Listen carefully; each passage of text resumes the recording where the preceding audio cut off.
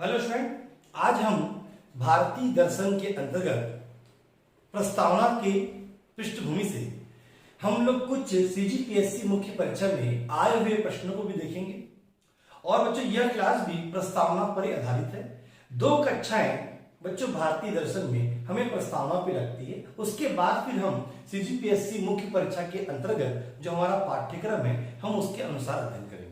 तो आज की जो बच्चों क्लास है उसका मुख्य आकर्षण है भारतीय दर्शन में प्रयुक्त होने वाली शब्दावली। कुछ ऐसे शब्द हैं बच्चों जो हम लोग इसके पहले कभी भी अपने दिनचर्या में या किसी भी प्रकार के अध्ययन में हमने उसका प्रयोग नहीं किया। इसलिए बच्चों किसी भी विषय को पढ़ने से पहले ये बहुत अनिवार्य होता है कि उसमें जो प्रयुक्त शब्दावली है उसका हमारे पास ज्ञान होना चाहिए। बच्चों आज की क्लास में हम यही करेंगे, भारतीय दर्शन के अंतर्गत प्रयुक्त होने वाली जो शब्दावली है हम उसका अध्ययन करेंगे।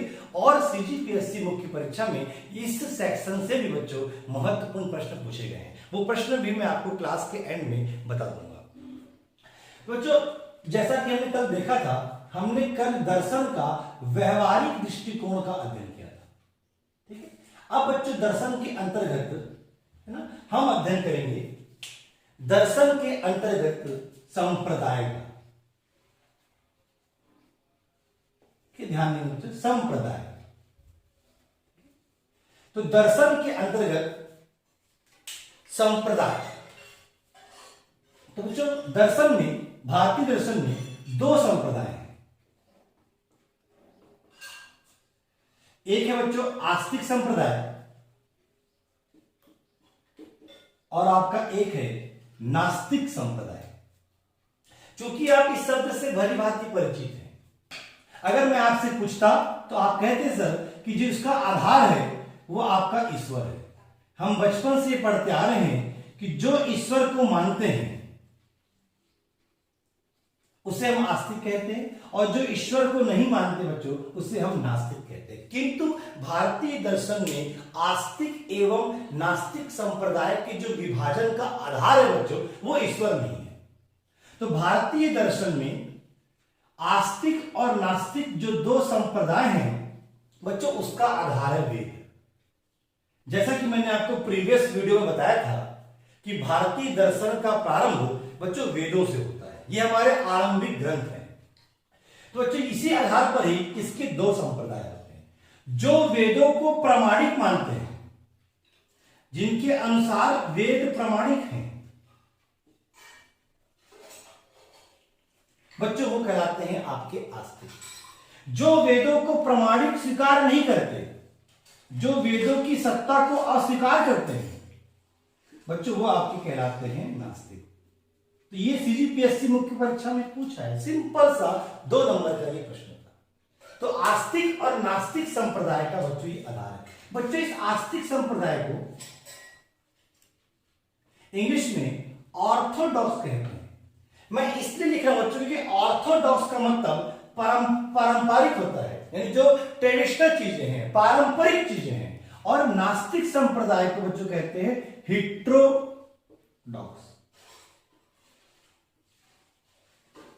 वैसे आप हिंदी मीडियम में इसका प्रयोग ना करें, परंतु बच्चों लिखने का मेरा अभिप्राय यह है कि ऑर्थोडॉक्स का मतलब होता है पारंपरिक, ट्रेडिशनल, और हिट्रोडॉक्स का मतलब होता है प्रतिक्रियावादी, यानी उसकी अगेंस्ट की बात करते हैं। तो आस्तिक और नास्तिक, तो जिसे कहते हैं Orthodox school of Indian philosophy.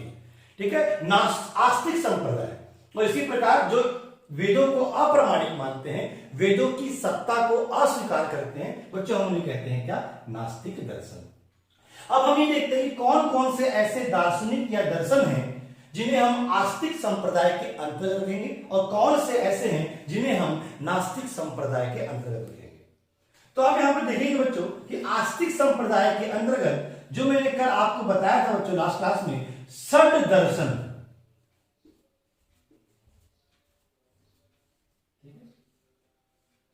जो षड दर्शन है बच्चों वो आपका आस्तिक संप्रदाय है।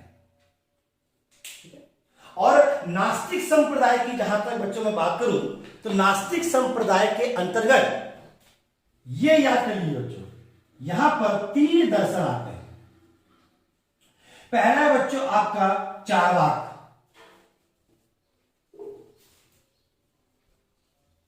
चार्वाक दर्शन। इस कैटेगरी में बच्चों आते हैं आपके बौद्ध दर्शन, और बच्चों इस कैटेगरी में अंतिम नाम है आपका जैन दर्शन। तो तीन ऐसे दर्शन हैं जिन्हें हम लोग नास्तिक संप्रदाय के अंतर्गत रखते हैं। आस्तिक की बात की जाए बच्चों, तो जैसे मैंने लिखा है षड दर्शन, जहां पर बच्चों जो आपके 6 दर्शन होते हैं। आपको याद होगा प्रीवियस क्लास में मैंने इसके बारे में चर्चा की थी, एक बार मैं बोर्ड पर फिर लिख देता हूं। सांख्य दर्शन बच्चों, न्याय दर्शन, योग दर्शन,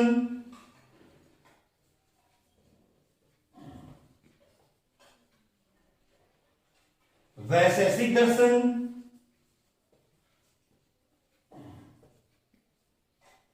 मीमांसा दर्शन, और बच्चों अंतिम है आपका वेदांत दर्शन। ये जो 6 है बच्चों, इन्हें हम षड दर्शन कहते हैं, और यह भारतीय दर्शन के अंतर्गत आस्तिक संप्रदाय में आएंगे। तो बच्चों ये जो प्रश्न है ये सीजीपीएससी में 4 नंबर पे पूछा गया था। तो आई थिंक इतना कंटेंट है ये कि आप इसे लिख दें तो आपके 4 नंबर आसानी से आपको प्राप्त हो सकते हैं। तो मैं फिर रिपीट कर देता हूं, आस्तिक एवं नास्तिक, इसका कहीं पर भी आधार बच्चों ईश्वर नहीं है। ईश्वर का आधार ये हम लोग बचपन से पढ़ते आ रहे हैं बच्चों, पर ये कॉन्सेप्ट नहीं है। ईश्वर की जगह पर यहां पर जो कॉन्सेप्ट है वो है आपका वेदों का, यानी वेदों को जो मानते हैं, जो ये मानते हैं कि वेद प्रमाणिक है, वो कहलाते हैं बच्चों आपके आस्तिक संप्रदाय। जो वेदों की सत्ता को स्वीकार नहीं करते, जो वेदों को अप्रमाणिक स्वीकार करते हैं बच्चों, हम उन्हें कहते हैं नास्तिक संप्रदाय। और इसके अंतर्गत आपको 3 नाम याद रखने हैं, जैसा कि बोर्ड पर लिखा हुआ बच्चों, चार्वाक दर्शन, बौद्ध दर्शन एवं आपका जैन दर्शन। तो सर फिर आस्तिक दर्शन कौन है बच्चों? तो वो है आपके षड दर्शन, जो आपके क्रमशः है सांख्य, न्याय, योग, वैशेषिक, मीमांसा एवं बच्चों वेदांत और फिलॉसफी।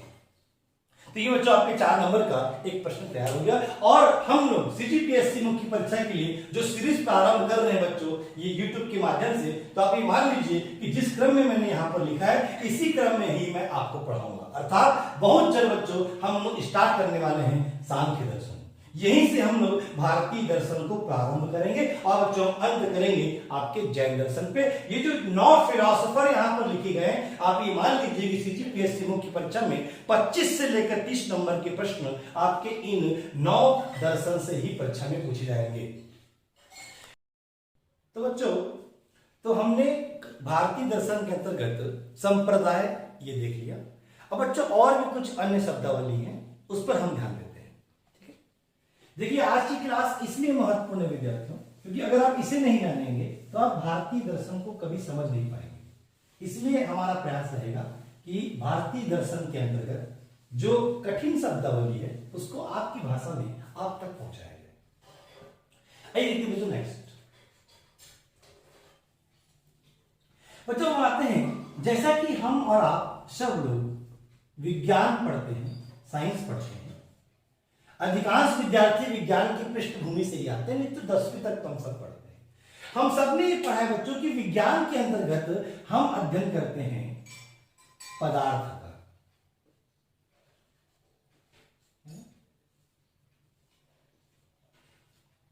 तत्व का अध्ययन करते हैं।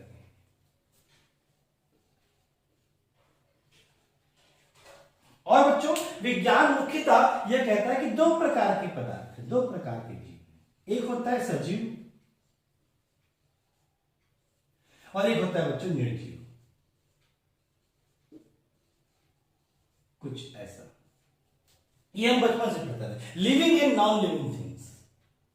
उसी प्रकार बच्चों दर्शन के अंतर्गत भी, उसी प्रकार दर्शन में भी पदार्थों का 2 प्रकार से वर्गीकरण किया गया है।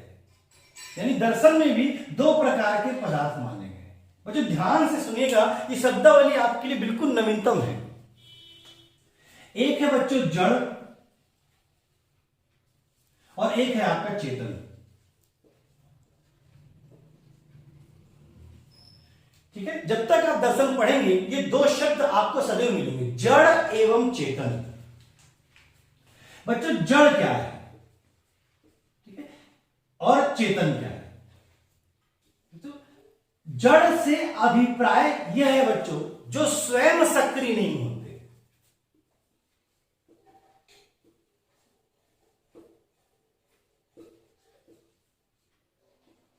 आप ये मत कहते ना बच्चों कि जड़ का मतलब निर्जीव वस्तुएं हैं जो स्वयं से सक्रिय नहीं हो सकते, जो सेल्फ इनएक्टिव है, उन्हें हम कहते हैं बच्चों जड़। शायद आपने न्यूटन का जड़त्व का नियम पढ़ा होगा बच्चों, ये उसी पर आधारित है। और चेतन बच्चों ये तो नाम से स्पष्ट है जिसमें सक्रियता होती है।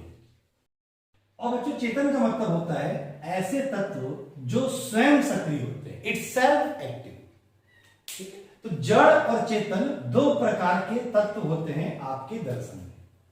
ठीक है, अभी आप समझने के लिए मान लीजिए कि जड़ वे पदार्थ हैं जो स्वयं सक्रिय नहीं हो सकते, उन्हें किसी चेतन की आवश्यकता होगी। और चेतन मतलब बच्चों होता है कॉन्शियस बॉडी, जैसे हम और आप हैं, पशु पक्षी हैं। ठीक है, ये सब चेतन तत्व कहलाते हैं जो स्वयं में सक्रियता रखते हैं। तो इसका मतलब बच्चों कि दर्शन में दो प्रकार के तत्व हम पढ़ेंगे, जड़ एवं चेतन। तो ये शब्दावली को आप विशेष रूप से ध्यान देंगे।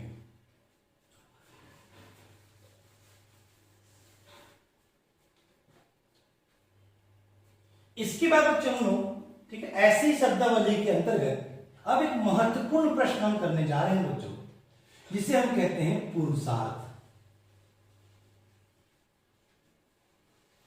ये आपके सीजीपीएससी में 4 नंबर का एक पूरा प्रश्न बच्चों, पुरुषार्थ की अवधारणा, द कॉन्सेप्ट ऑफ पुरुषार्थ।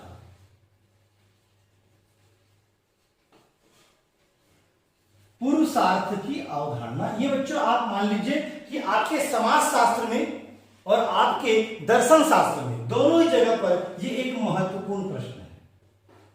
ठीक है, और बच्चों ये 4 नंबर का प्रश्न है। ठीक है, पुरुषार्थ, जैसा कि बच्चों मैंने आपको प्रीवियस वीडियो में बताया था कि भारतीय दर्शन मुख्यतः बच्चों बात करता है लक्ष्य की, हमारे जीवन के उद्देश्य की, और उसी उद्देश्यों को परिभाषित करते हुए भारतीय दर्शन में बच्चों पुरुषार्थ की अवधारणा है। बच्चों 4 नंबर का प्रश्न आएगा, लगभग इसे आप मान लीजिए 60 शब्दों में आपको लिखना है। देखिए बच्चों हम लोग दर्शन पढ़ रहे हैं, तो आप तैयार रहिए कि आपको सीजीपीएससी मुख्य परीक्षा देनी है और तय शब्द सीमा में ही अपने उत्तर लेखन को पूर्ण करना है। तो 4 पुरुषार्थ की अवधारणा। पुरुषार्थ क्या बच्चों? तो ये है हमारे जीवन के लक्ष्य, हमारे जीवन के उद्देश्य, जिसके लिए हम और आप बने हैं, उन्हें कहते हैं बच्चों पुरुषार्थ। बहुत ही सिंपल है बच्चों, 4 नंबर बहुत ही आसानी से हम लोग प्राप्त कर लेंगे, बस थोड़ा सा आप ध्यान देंगे। और ये जो 4 पुरुषार्थ की अवधारणा है बच्चों, ये मुख्यतः जो धर्मशास्त्र है, ठीक है, दर्शन के अंतर्गत जो आपका बच्चों धर्मशास्त्र है,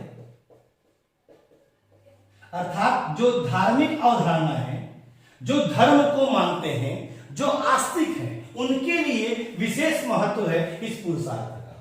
बच्चों आइए देखते हैं कि पुरुषार्थ क्या है। बच्चों अब स्टार्ट करेंगे। पुरुषार्थ का तात्पर्य मनुष्य के जीवन के लक्ष्य एवं उद्देश्य से या उद्देश्य। अब कौन कौन से उद्देश्य हमारे जीवन में है? बच्चों यहां पर आपके 4 पुरुषार्थ हैं, विशेष रूप से आप ध्यान देंगे। 4 पुरुषार्थ: धर्म, अर्थ, काम एवं बच्चों मोक्ष। ठीक है, ये आपके 4 बच्चों कहलाते हैं पुरुषार्थ।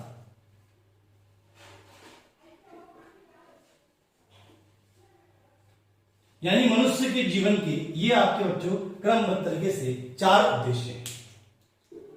आइए देखते हैं क्या है धर्म। इसका तात्पर्य है बच्चों धार्मिक क्रियाकलापों से, रिलीजियस एक्टिविटीज।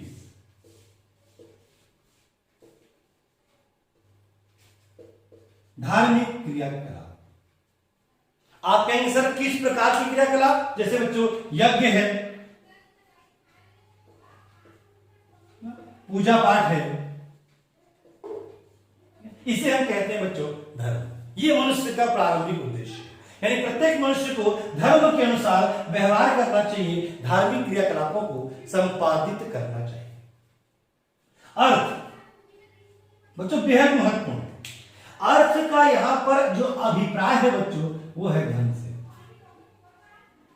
हम और आप इस संसार के समस्त मनुष्य कहीं ना कहीं जो कुछ भी कर रहे हैं वो धन उपार्जन के लिए कर रहे हैं, धन कमाने के लिए कर रहे हैं। और शास्त्रों में भी अर्थ अर्थात धन को एक उद्देश्य माना गया है, एक लक्ष्य माना गया है बच्चों, क्योंकि हम और आप अपने जीवन में जो कुछ भी कर रहे हैं कहीं ना कहीं उसके पीछे प्रत्यक्ष या अप्रत्यक्ष कहीं ना कहीं बच्चों धन का दृष्टिकोण रहता है। धन क्यों आवश्यक है? तो शास्त्रों में धन का तात्पर्य यहां पर बच्चों धर्म से, क्योंकि अभी हमने लिखा कि धार्मिक क्रियाकलाप बच्चों, इन क्रियाकलापों को भी करने के लिए हमें धन की आवश्यकता होती है। और यहां पर धन धर्म से संबंधित है, धार्मिक क्रियाओं से है और आपकी आजीविका से है। यानी आपके जीवन जीने के लिए जितने धन की आवश्यकता है उतने ही धन का संचय किया जाए, ऐसा हमारे धर्मशास्त्र कहते हैं। तो जो धन का विशेष महत्व है ये आप भली भांति पढ़िए। अब यहां आते हैं बच्चों काम। बच्चों यहां पर जो काम लिखा है इसका तात्पर्य वर्क या प्रोफेशन से नहीं है, यहां पर काम का तात्पर्य है बच्चों सुख से।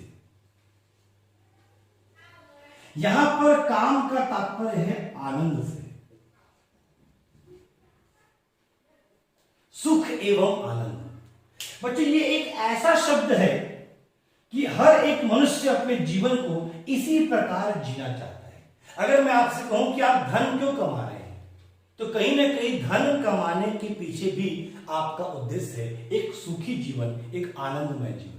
यानी हर व्यक्ति यह इच्छा रखता है कि उसका जीवन सुखमय हो, और यह भी हमारे जीवन का एक लक्ष्य है। 4 पुरुषार्थों में ये तीसरा पुरुषार्थ है। ये बच्चों और जो अंतिम शब्द है बच्चों, जो आपको पूरे दर्शन में, पूरे भारतीय दर्शन में विशेषकर आपको हर जगह मिलेगा, वो है बच्चों मोक्ष, और ये है जीवन का परम लक्ष्य।